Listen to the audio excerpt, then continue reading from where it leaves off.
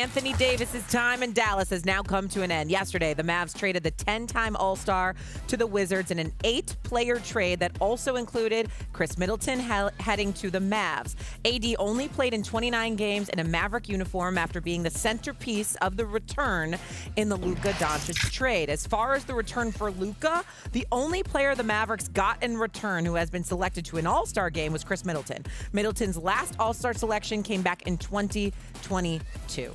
Okay, so AD, a year later, is now traded away. He goes to the Wizards. He's no longer a Maverick.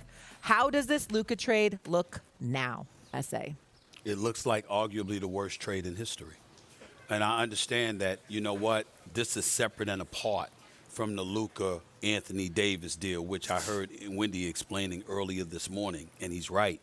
But in the end, the Dallas Mavericks are very, very fortunate that they lucked up and got Cooper Flagg, because this brother's spectacular and he's going to be a superstar in this league for years to come. But you have to look at stuff in real time.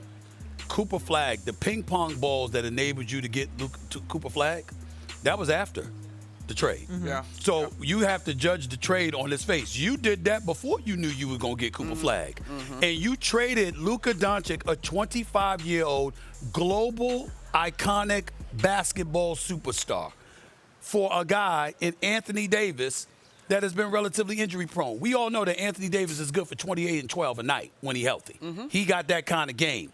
The problem is that his availability has religiously been a question mark. Mm-hmm. And not only that, he didn't necessarily have box office appeal. So it's bad enough that Luka was a star in terms of on the basketball court, but he was somebody you walked through the turnstiles to see. And to let go of that for Anthony Davis, that's why Nico Harrison doesn't have a job right now. And it was so incredulous to so many people.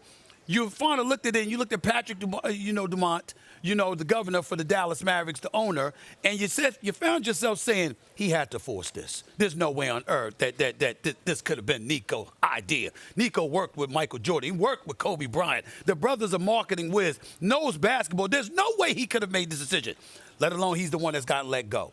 And so you look at it now, and you look at the way Luka is playing in a Los Angeles Lakers uniform, what he means to the future of the Los Angeles Lakers and to the future of basketball.